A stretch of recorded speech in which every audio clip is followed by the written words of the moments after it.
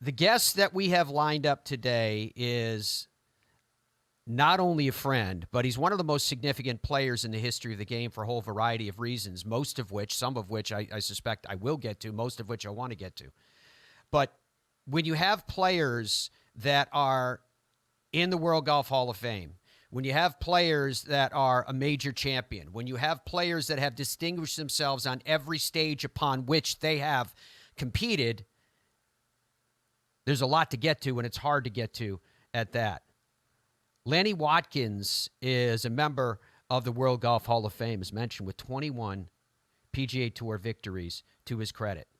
He won the 1977 PGA Championship, and I'll tell you the stories there, which I pray that I'll get to today, because when he and I talk, we just talk, and it goes where it goes.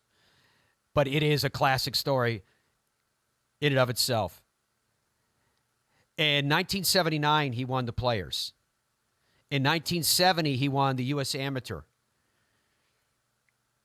He played 8 times, note that, on the United States Ryder Cup team. He was captain of the United States Ryder Cup team. He played in, are you ready for this? 692 PGA Tour events. He had 21 runner-up finishes to go along with his 21 victories. Folks, that's insane. Get this little fun fact. From 1972 to 1992, that was Laney's heyday. He finished in the top 10 131 times in 533 starts. That's 25%. That's a top 10 at least every fourth event for 2 decades.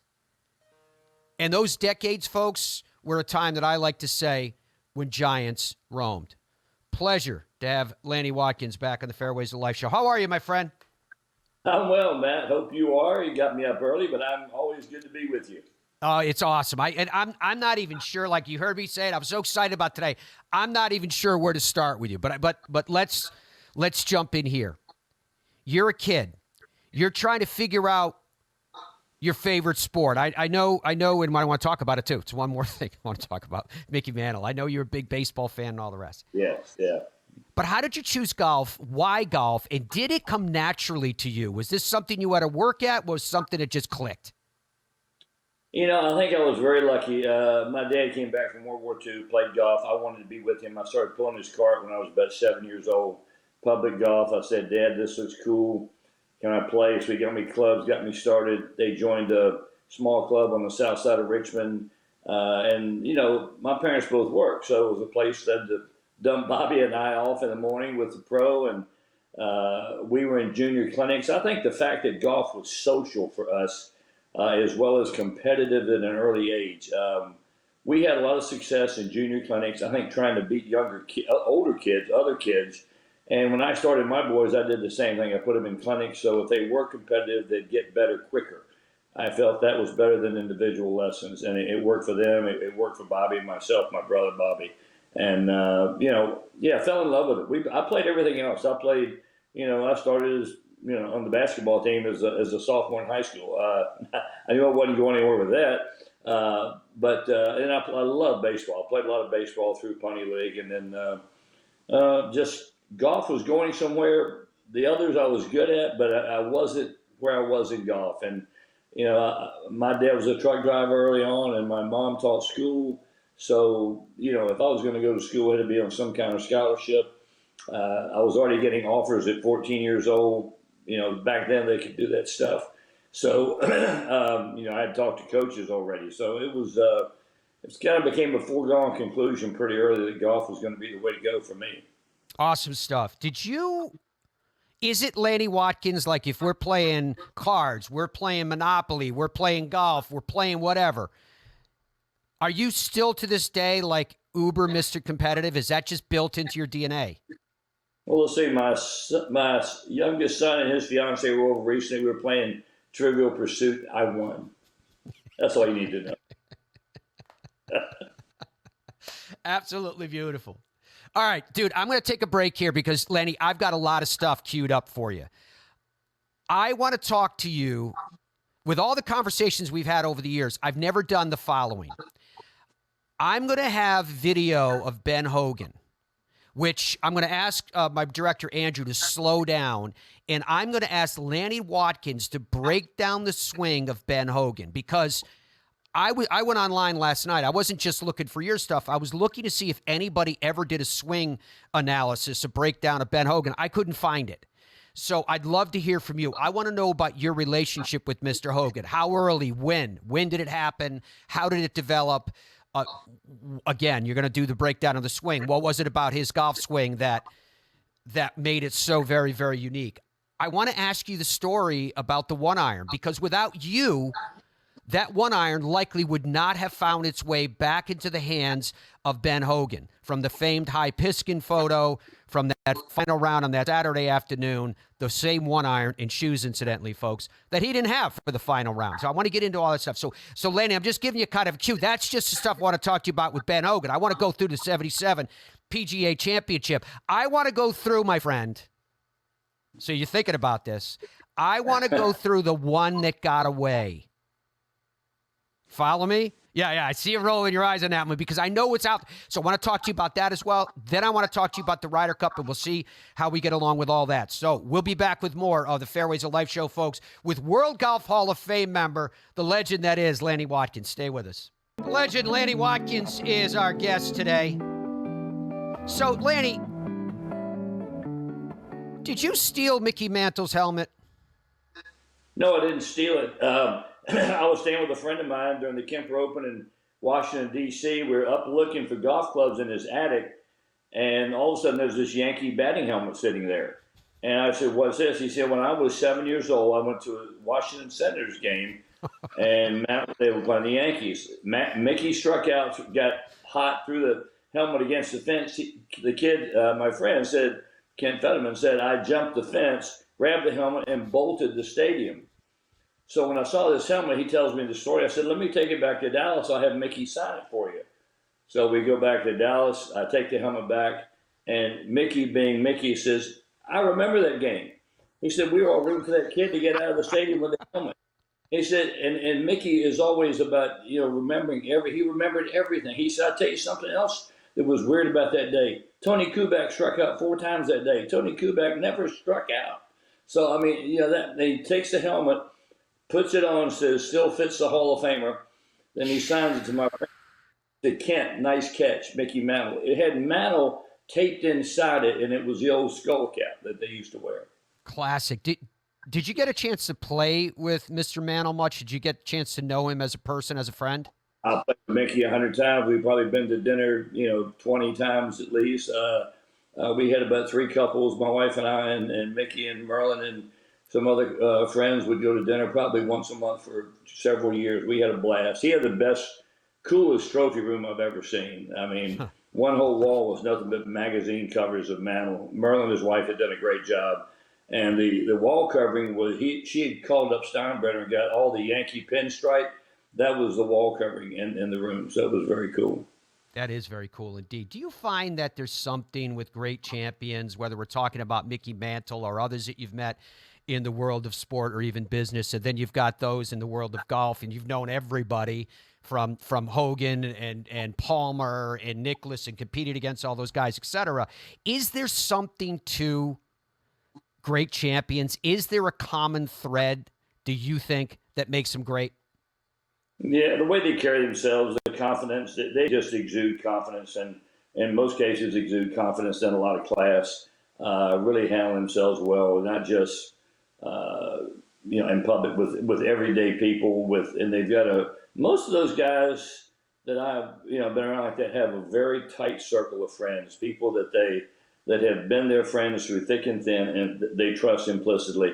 I think that's one thing I always kind of noticed. Arnold had his little group. Hogan definitely had his little group, and Mantle, had his buddies at Preston Trail where I was playing golf all the time. Did you use that as a strength in your game as well, that being defined as confidence here?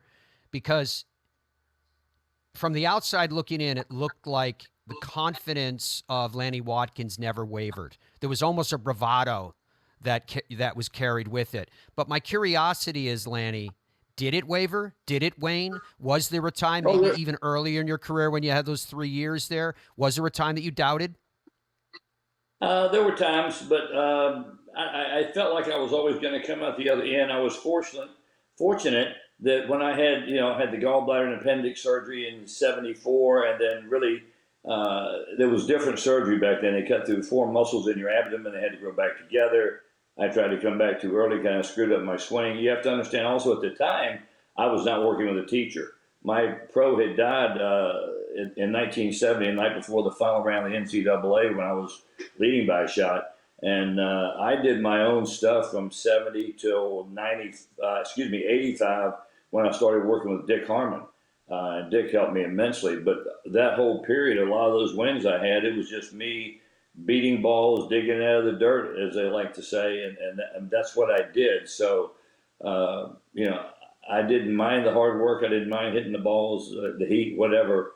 I developed ways I thought could make it work for me, and I did. I would, a lot of times I was playing with, swing thoughts or gimmicks in my head, but they worked, and you had to have confidence in those.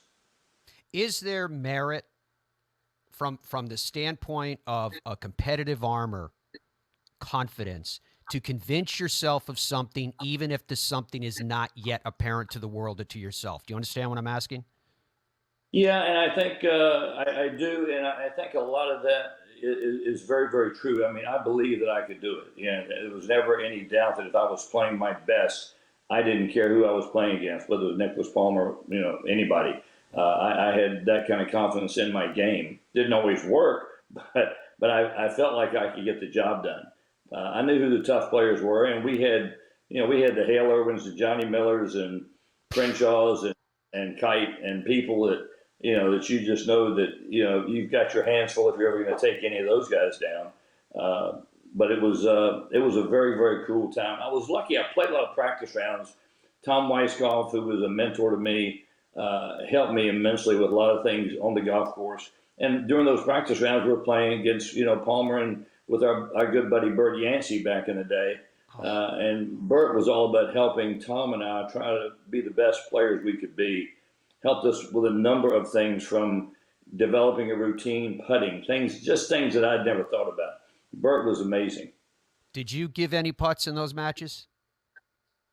Oh, here and there. Those days were the best days. Playing the tour back then. Weiskopf and I played. Actually, it was Bert Yancey and I playing Weiskopf and Arnold, and we beat them almost every time. And those games were legendary. It wasn't the amount of money. We were only playing $20 automatic one downs, and we played the other two guys the same bet. So everybody had 3 bets of 20 automatic one downs going on. We needed a damn accountant out there to keep things straight. But and we looked forward to the matches. Later on, it evolved, and later on, Raymond and I started playing Hale Irwin and Jack in tournaments. We played for several years. I've got telegrams in a file over here. Jack Nicklaus has sent me telegrams, left notes in my locker. Irwin and I are going to be there. You and Raymond going to show up? Just sticking the needle in before we ever got there. Things like that. And then Watson and I had a period, probably in the late 80s, early 90s. We went like 5-6 years. Nobody ever beat us. Tom was one hell of a partner, as was Raymond. I was smart. I choose good partners. Unbelievable. When you think about your path, Lanny, from college to turning professional to your first win on the PGA Tour over Arnold Palmer that same year, you win the Arnold Palmer Award as the Rookie of the Year. We could just pause there and talk about that. Your Tuesday games against Mr. Palmer and Weiskopf, et cetera. The era when you came in, I do still call it the era when Giants roamed, because I remember you telling me, I believe it was a 1970 Masters, if memory serves me, you played with Gene Sarazen, right? It's mind-blowing, the people that you met, and you played and were competitive and winning right up to the edge of when Tiger came on the scene. Do you think about that, how mind-blowing it is? All these names that you're sharing with us, this is your life, and they're all fellow Hall of Famers. Well, it was very exciting. I was very, very fortunate. I played well for a long time. that was one thing I was always very proud of, Matt, is I won over, 20 years apart, then won my first Champions Tour event in 2000. So I was still playing well, before I went into TV. But yeah, playing with those guys was amazing. The 70 Masters, Watson and I were both amateurs. We stayed in the crow's nest together. He screamed bloody murder in his sleep all night long. I don't know what that boy was doing at Stanford, but we had discovered some of that stuff at Wake Forest. But I did. I played with Jackie Burke the first round. As an amateur, you play with a former Masters champion. I had Jackie Burke first day and Gene Sarazen the second day. I had enough presence of mind as a 20-year-old to ask Mr. Sarazen when we got to 15 if he would walk across his bridge with me. He did. I wish it was today because I'd have it on YouTube or something somewhere. I just got a chill right up my spine. This is the stuff that I absolutely love. Again, you know it's coming. I want to talk to you about Mr. Hogan, both because of your relationship with him. In the years that I've tried to meet as many people as I could that knew the man. Not only the player, not only the legend, but knew the man. And many of them, you fit the mold. Didn't come from no silver spoon, kind of dug it out of the dirt, if you please, to find your way in the game. And there was something about that clearly Mr. Hogan liked, and he connected with individuals like this. So when we come back, folks, I want to pick up on this point with Lanny, because there are fewer and fewer people that knew Mr. Hogan that way. Fewer and fewer people that would have had an opportunity in any setting, even if it was an exhibition, to play with or against Mr. Hogan. And very few, I can count on one hand, whose eyes and wisdom and insight that I trust to break down a golf swing like that of Ben Hogan when we come back. And this video that was shot by a member of Seminole is the great man describing his golf swing.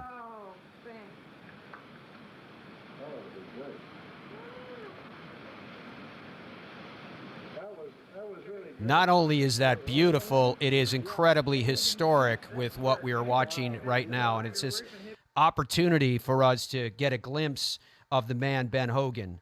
As I mentioned to you guys, I have sought out in my career to find people that knew Ben Hogan as a friend, or at least not simply as an icon and as a golfer, not simply as the steely-eyed hawk and the legend that he was. The stories are quite amazing. The image of who Ben Hogan is as a human being is quite different than that which we believe that we know of the man. And we have this rare opportunity in our conversation today with one of my favorites in the game, with Lanny Wadkins, to talk about his unique relationship with Ben Hogan, to talk about a very unique crossroads that he had with Mr. Hogan in bringing the famed one-iron back. At the 1950 U.S. Open at Marion, Ben Hogan, coming back in this major championship to contend, to lead, after his near-fatal car accident. Well, again, you have the myth of who Ben Hogan, and then you have the reality of what was going on. In those days, the third and final rounds were played on a Saturday because a lot of these pros had to get back to their golf shop, had to get back to their real jobs. Mr. Hogan, leading down that final stretch, was leaking oil. Why? Because his decimated lower half of his body from that car accident, wrapped in ace bandages, were running out of steam. He hit a one-iron on 18, and to which people say oftentimes, reacting and say, geez, one iron really didn't go that far back in that day. And the reality is Ben Hogan hit a one iron on that day because he needed to hit a one iron on that day. It was a luxury he didn't have in the playoff that he won on Sunday, because the one iron was stolen. You're looking at a picture of it there on your television screens now, because in 2013, I had the incredible honor of bringing Mr. Hogan's one iron back to the exact spot where now that distinction on the ground, that plaque lies. And so this was the first time that one iron had been back at that exact spot since Mr. Hogan hit it that day. But that one iron would not have gotten to that spot had it not been likely for our guest, Lanny Wadkins. Lanny, How did you help orchestrate the return of what may be one of the most famous artifacts in the game of golf back to Mr. Hogan? What was that like? Well, Matt, it was interesting. I got a call from a guy named Jackie Murdoch, who was a former basketball player at Wake Forest, former head coach at Wake Forest, way long time ago. Jackie lived in Raleigh. He's a golf nut. Back in the day before, all the clubs showing up everywhere like they do now on eBay and all. If you wanted used clubs, you went to a pawn shop and looked through a barrel. He found that club in a barrel in Raleigh. He called me. He said, Lanny, I think I've got Hogan's 1-iron that was stolen when he was leaving the 18th green, after the last round at Marion. I said, well, Jackie, we talked, and then I said, send it to me. I will take it in to Mr. Hogan and find out. As soon as I received the club, I knew it was his because of the grip on it. It had his very, very distinct grip, which he used was a cord. Literally, it put two-way tape on the shaft. Then they would line a cord up at a certain angle, and as a reminder, and then more tape over that, then the grip would slide on. So Ben's grips were very, very distinctive. He's the only person that used anything like that, to my knowledge. As soon as I got that, I knew it was his. I took it right over. I called him, took it over to the factory the next day. I'm living in Dallas. He's in Fort Worth. I go over there, walk in his office, said, Ben, I think I got something of yours. He picked it up, put it in his hands, and said, I haven't seen this in a long, long time. And just, I told him the story. He sent Jackie a letter, may have sent him some clubs or something. I'm not sure what, but he was very appreciative. So incredible. When you have told me that story in the past, until that 2013, because you're one of the few people in the world that have actually held the club in your hands too, I always wondered, how did Mr. Hogan know without an ounce of doubt that this was the one? And as you might remember, Lanny, when you look at that club, I almost felt like Mr. Hogan was whispering to me that day, because as it came out of this special padded box, it was surrounded by security. Mr. Hogan, and Andrew, you can go back to that close-up shot of the iron if you have it. Mr. Hogan hit the ball, that's part of his secret, if you will, on the inside of the face. And he did something that I've never seen anyone do before or since, and he beveled that part. He took it to the sander, and he beveled that part of the bottom of the shaft with very little offset flatter, so that just in case he caught it on the inside, he wouldn't get it squirrely, which I can't see him ever doing. But again, it's for the second time today, I'm getting a chill even recounting that story with you, Lanny, because the stuff that he did, I would say he was ahead of his time, but he was one of his time. I've never seen anyone else do that. Well, he was an innovator, no question. I mean, his clubs reflected that. The Hogan Company, the Hogan Golf Clubs back in the day. I was fortunate enough to be with that company for a long time. That's how I got to know him. And to your point, though, about hitting the club towards the heel of the club and the irons, well, because of the long hosels back in the day, the sweet spot was not in the center of the club. It was towards the hosel. If you went back and looked at my clubs from that day, all the worn patterns are closer to the heel. That's why there's the old expression, a shank is very close to a perfect shot, because, you're hitting it closer to the hosel all the time. I mean, Byron Nelson was famous for hitting damn near a shank a week, but he hit it so perfect. It was, it was just close to, imperfection was close to perfection in those days. So it's quite different. In fact, a lot of us that played clubs back then, it took a while for us to adjust to the sweet spot being moved closer to the toe when I was coming up. That was something it took me probably, 6 months to a year to get. And I think a lot of people my age probably went through some of that. Oh, yeah. I remember my buddy Mark Carnevale, who was about a decade younger than you, telling me he used to get frustrated with the modern clubs because he couldn't work the ball the way he used to. All right, talking about working the ball, let's get to this so I don't run out of time, because I think this is going to be a really unique opportunity. We showed you the video coming in this segment called Ben Hogan the Hawk. Was back in the day outside of Seminole, where he was discussing his own swing, but it was hard to see. It was very hard to hear him. Lanny, let's ask you to do this. We're going to show you video of Mr. Hogan's swing, and if you could, describe for us, what is it, what works, and why? Well, I wish I paid more attention back then in some instances, but Ben was not a big man. He was only 5'7". He moved a little laterally off the ball back into his right side. Really wanted to get into the right side big time. You can see that left knee getting behind the ball. I always loved his leg work and balance. That was one of the things. His head was the center of his universe. It may have moved a skosh laterally, but boy, it stayed right there and stayed down in the spine angle through the ball. These are all big things that I was, fond of watching with him. I mean, look at this. That didn't look like much like Ben there at all. That may have been somebody else. That looked like Lloyd Mangrum, actually. But he was,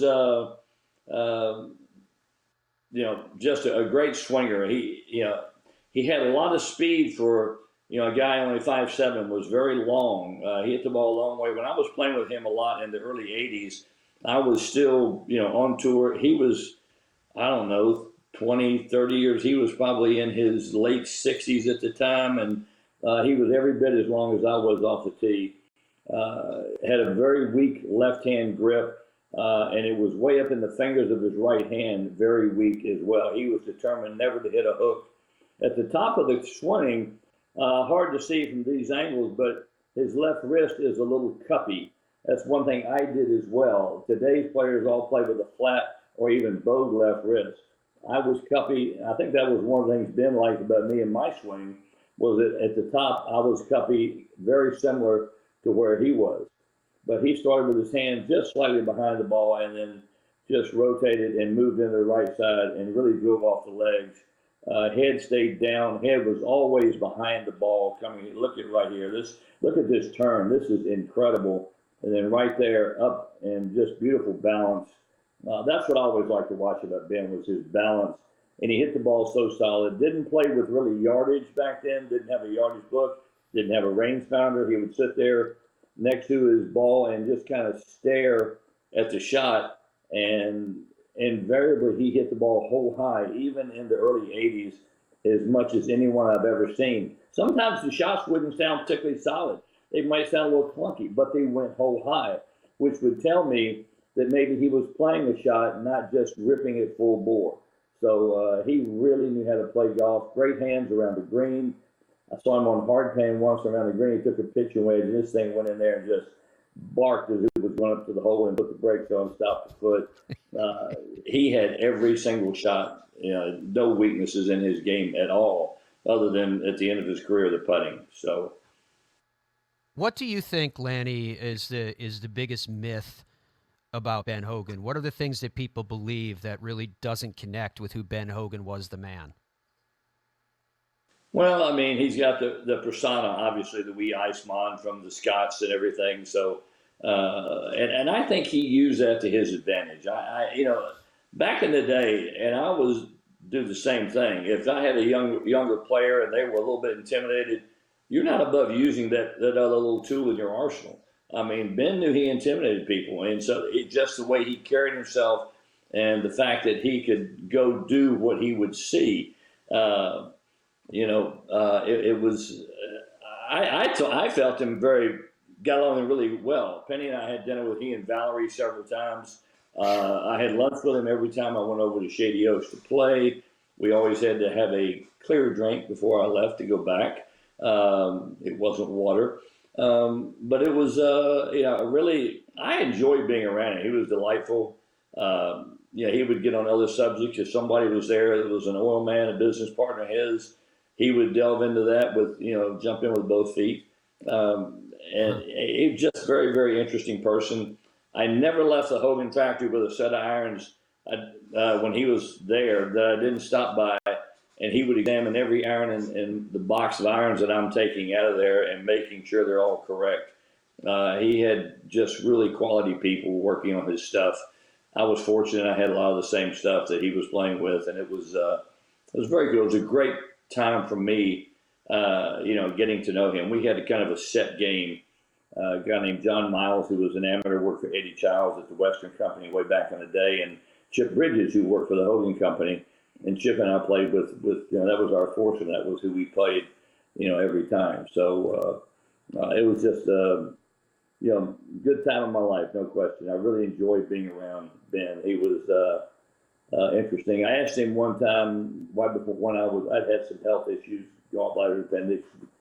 I was going back out to play like U.S. Open. I asked him, anything you see in my swing or my game? He said, Lanny, and it was really kind of he didn't have to say anything about my game. He just, Lanny, we played a lot of golf. I don't understand why you're not out there winning every week. That's all I needed. I went out in 82 and won 3 times. So it was, that was right before 82, and it kind of gave me a little boost there. It meant a lot. Oh, it's incredible. In 1977, PGA Championship is at Pebble Beach. This is 5 years after Pebble Beach hosted its first major, of course, the U.S. Open. But in 1977, Lanny, it was distinctive for so many different reasons. And it's a question about where we want to pick it up, because each one of these roads lead to where ultimately it ended, including the fact that it was so dry and so hard with a long drought that had taken place in California, including what Gene Littler had been doing through the course of the week and heading into that final round, paired alongside of Jack Nicklaus. When you came into that final round, did Lanny Wadkins believe in his heart? I'm not asking if you thought yourself capable of catching up, but did you think that it was reasonable to believe that you'd be able to catch Gene at the top of that leaderboard? I thought it'd be very, very tough. I actually played with Gene the third day. I thought he played amazing. I love being paired with Gene Littler. He was something to watch. Just poetry in motion. In my mind, almost perfect golf swing in a lot of respects. And one of the nicest human beings you would ever meet. He was very, very special. I was very fortunate to play in an era with guys like he and Don January. And speaking of Don January, I was paired with him and Leonard Thompson the last round at Pebble on that Sunday. But I had a goal in mind, though, Matt. I had, because of surgeries and some problems, I was not in the Masters that year, and I knew the next year in '78, I guess it was, and I missed the Masters in '77. The top 8 in the PGA got in the Masters, so my goal starting the last round was to finish top 8 and get into Augusta. And I jumped out pretty quick and eagled the second hole. Then I eagled 6. I really did not have a birdie all day until 18, where I made birdie. But it was kind of a wild and woolly day. And as you mentioned, the course was extremely dry, playing very fast, hitting clubs we'd never hit to some of those holes before. So it was, and the rough was spotty, I guess you would say. It was, you could be in a bad clump or you could be sitting fine. So sometimes luck of the draw as to what you had. When you were on your rotation, when you were coming in, when you finally made that birdie at 18, were able to come in, how much did you know about what was going on behind you? For in particular, with Jack Nicklaus bogeying 17, how much were you aware of all of this happening in terms of the experience that you had now on tour for some time to go, I can kind of get a sense of how this thing is going to play itself out versus what actually happened? I had a sense around 14 or 15. We knew Littler was struggling. He had made some bogeys, and I had a good round going. I was maybe a couple under. I think I bogeyed 14. I needed birdies coming in. I don't know if I birdied 15 or not. Don't remember. I remember I saved par at 16 with about a downhill left to right 8-footer, which was a good move. Going to the tee at 17, there's a big scoreboard. I saw the scoreboard. I think at that point I was 2 back. I said I just got a birdie at 17 and 18. Well, what a lot of people don't know is that in a major championship, they play 17 actually across the road from the 4th tee. So it goes from being, 4, 5, 6, maybe even 7 iron to the right front to 4-wood 2-iron shot. I hit 4-wood at 17, I want to say at least twice that week. Pin was back left center. I hit the best 2-iron of my life to about 12 feet behind the hole at 17. Thought I had to make that putt in birdie 18 to have a chance, and I hit a great putt. It melted over the left edge, did not go down, finished on the right back edge. The whole way down there, I thought it was going in. It didn't, and I just, went, may not happen. At least I can get my top 8 and get in Augusta. So and then I hit a really good drive at 18, laid up with 4-iron, had 92 yards, and hit it 2 feet from the hole and made birdie. When you finished, did you head to the range? No, no, no. Range was non-existent at Pebble Beach back then. There was no range to go to. It would have been 10-minute drive away. I actually hung at the scoring tent. I stood there and watched Nicklaus stand over a 15, 20-footer to tie me at 18, and not really pulling for Jack at that point in time. I'm thinking if he ties me, it's a Monday playoff. We did not know it was sudden death at this point in time. And I'm thinking Monday at Pebble Beach, Nicklaus, Lanny, it's not going to go real well for old Lanny boy. I didn't like my chances. Jack had already won 2 majors there, a U.S. Amateur and an Open. So, he missed the putt, and I was kind of pleased about that. Anyway, I just stood there and watched the guys come. It was like Jack and then one more group maybe finishing. Littler had about a 25-footer or so for birdie, 2-putted. Ed Sneed, my buddy, gave me I was halfway through a beer, and they said, Lanny, you're on the first tee. Well, I got to find my caddy. I've got to get my life together and think about what we're doing. And I hadn't hit a shot in an hour, and go to the first tee for a playoff. Yeah, and you played well enough through that playoff to claim a major championship on that third hole. I'm going to ask you this question because, as you know, I've got too many questions to ask you that I'm going to be able to fit in today. But how did it change your life? Oh, well, I went from being technically a non-exempt player on tour. I wasn't in the top 60. It was top 60 back then, not 125. I missed the top 60 the year before. Like I said, I'd been through gallbladder and appendix surgery and all the muscle. It was just a long way back. And so all of a sudden, not only am I exempt, I've got a 10-year exemption. Then 2 weeks later, the next tournament I win is the World Series of Golf, which is another 10-year exemption. Then I won LA, then I won the Players Championship, which was another 10-year exemption. So unfortunately, they didn't stack them up. But, I did have that going for me. So that was the end of my days of being non-exempt. So now I'm in all the big tournaments, Masters for 5 years, everything. It changed. Financially, it changed it because now when I went overseas, I could command 6-figure appearance fees. And, Penny and I could travel overseas, late 70s, early 80s. If I had a good year on tour, win 2 or 3 times, I'd win, 650, 700,000. We could go overseas half a dozen times at the end of the year and double our income. And for us, that was money we lived on, everything. It was just the way it was back then. Yeah, very, very big deal indeed. We're going to continue our conversation with Lanny Wadkins. If I have time, I'm going to slip in that question about the one that got away because I'm sure that's classic as well. But I want to talk to him about some other classic stories, including at the Ryder Cup, including Seve, including a putt in retrospect that may be called great. I'll let him tell the story and define it by himself. But when we come back, more with the World Golf Hall of Famer Lanny Wadkins on the Fairways of Life show right after this. Hall of Famer Lanny Wadkins is our guest. His design company is going crazy right now, doing a lot of work for Invited, a lot of renovation work, design work that's out there for Lanny, and rightfully so. So, Lanny, you had, aside from your major championship victory, you finished second or a piece of second 4 times. It's interesting to me because predominantly you're most successful in terms of that measure to top of the table. Your most successful majors were the PGA Championship, right? But then second was the Masters. Is there one when you sit back and you're watching the flames dance off the logs and you go, yeah, there's one in particular that got away that causes the pain? What would it be? That'd probably be the 91 Masters that Woosnam won. I was in the next to last group with Olazabal right in front of Watson and Woosnam, and I played well. I had my chances. I missed literally about a 4-footer for birdie at 13 and about a 2-footer for birdie at 14, lost by 2 shots. I also went at 15.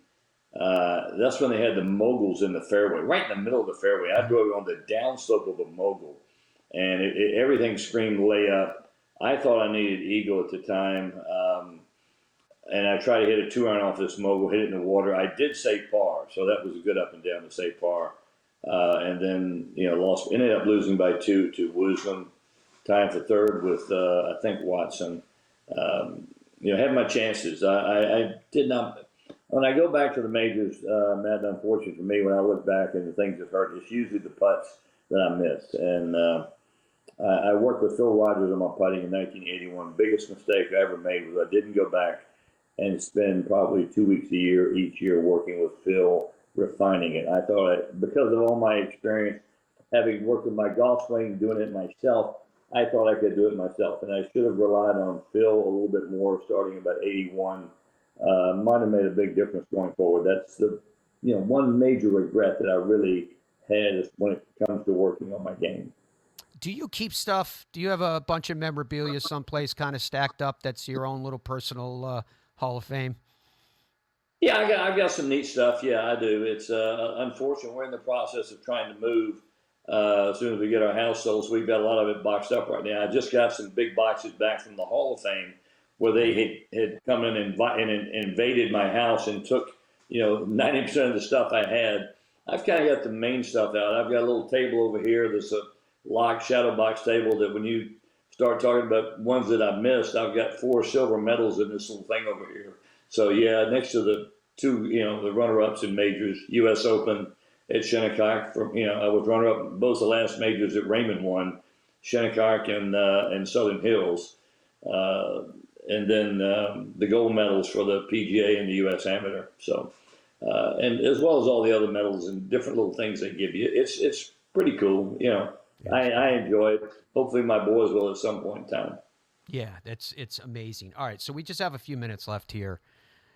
You played in 8 United States Ryder Cup teams, which is unbelievable. For someone that played that many Ryder Cups, it's basically you and Billy Casper with how you have distinguished yourself from that perspective. It is something that I think it's a part of your career, Lanny, as your friend, that I don't think gets the credit that it deserves. And just like as in the whole of your career, Ryder Cup or not, the stories are absolutely classic. One of them that stands out to me is a story that you told me you were paired with Mark O'Meara. I don't remember who Seve's partner was, but let you tell that. You go down the road. Tell the story the way you want to. Well, it was Manuel Panera. I had played the first day at the Belfry. I think it was 85. It was Mark's first Ryder Cup. I played the first day with Raymond as my partner in that bed. And we had won both matches.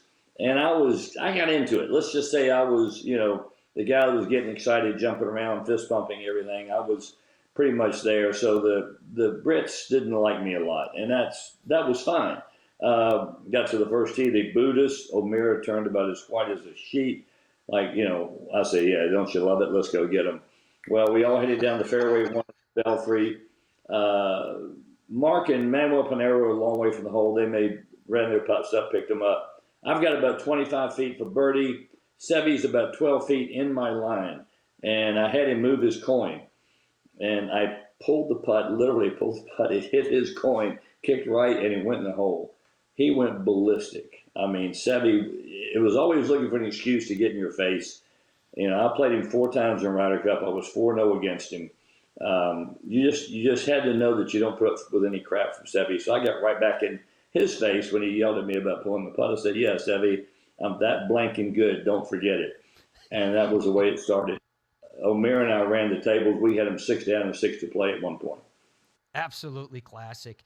I only have about a minute left here with you, Lanny. That portion of your career, those Ryder Cups that I mentioned that I think are so incredibly significant, how distinctive is that to you when you have a moment, a second to reflect?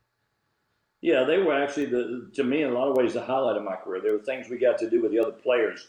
Golf's such a singular sport. All of a sudden, now you've got teammates. I had, in my mind, the 11 best players in the world on my side, and it was an honor to represent my country. I loved every minute of Ryder Cup. The times, I had great partners. I played with Raymond, O'Meara. I played with Hale. Hale I never lost. I played with Payne Stewart quite a few times. Larry Mize, Craig Stadler, Gil Morgan. I had a lot of great partners, and Corey Pavin and I, had good vibes. In the '93, we were on the last team that won in Europe in '93 for Captain Tom Watson. So I was very fortunate. I had great friends and great players that I got to be with. Amazing. Lanny, we are out of time, unfortunately. I don't think I told everybody where I wanted to go. I think I may have gotten to half of the list today. So please come back and join us again. We wish you the very, very best. And thank you for the amount of time that you gave us. Oh, Matt, my pleasure. Always great being with you. Take care of yourself. You too, my friend. And to all of you, thank you for your company. Be well. Goodbye for now.